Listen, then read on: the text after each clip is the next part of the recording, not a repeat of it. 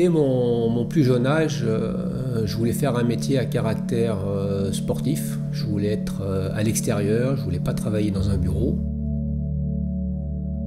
Au départ, je pensais pas à la montagne, mais quand je l'ai découverte, eh bien, ça a été vraiment le déclic. Et depuis, eh bien, j'ai pas arrêté, j'ai pas cessé de la pratiquer.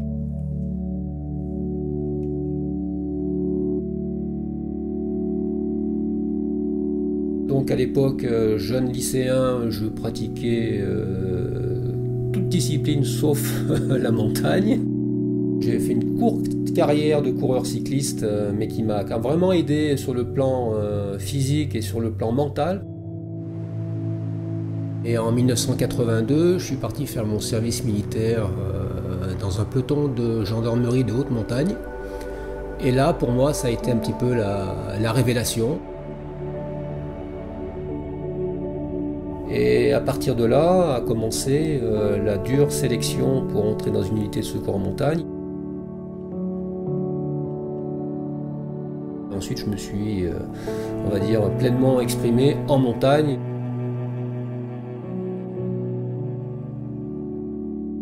Ce métier apporte énormément.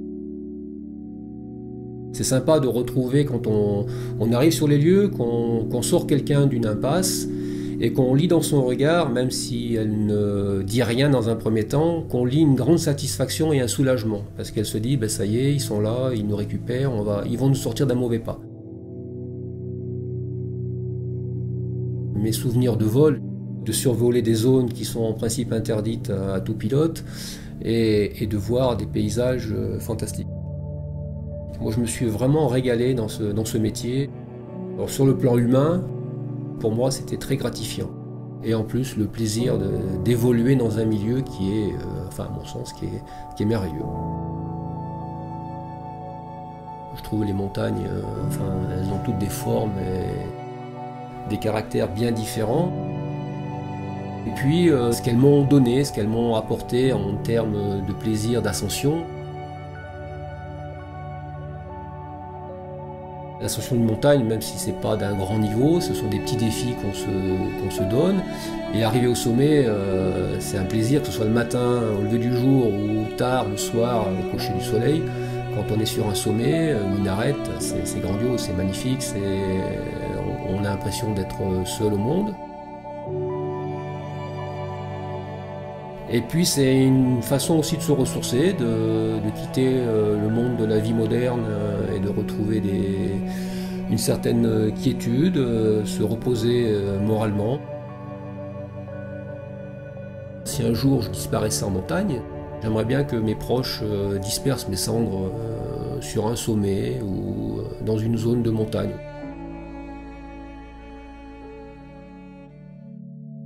La partie la plus délicate, bien évidemment, c'est d'aller récupérer des personnes décédées, mais surtout des enfants. Ce sont des moments qui sont forts, des moments qui font réfléchir un petit peu à l'activité. Et associé à ces moments douloureux, c'est aussi des copains qui sont bien évidemment disparus en montagne, dont un que j'ai dû aller récupérer.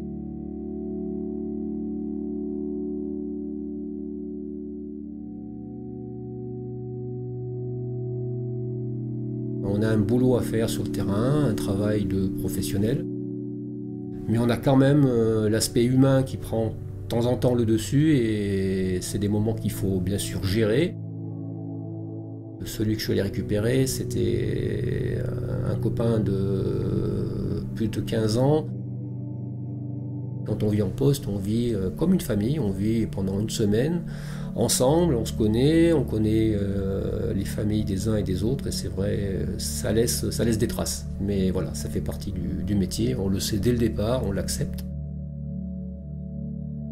C'est un métier qui est passionnant, mais qui comporte bien évidemment énormément de risques.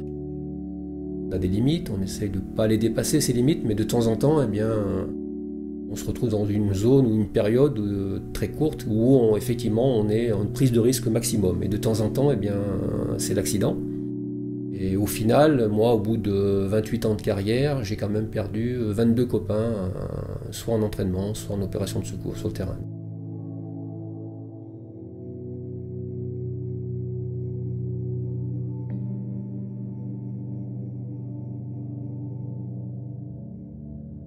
Un des moments les plus marquants de ma carrière, c'est évidemment cet accident en hélicoptère, ce crash lors d'une opération de secours.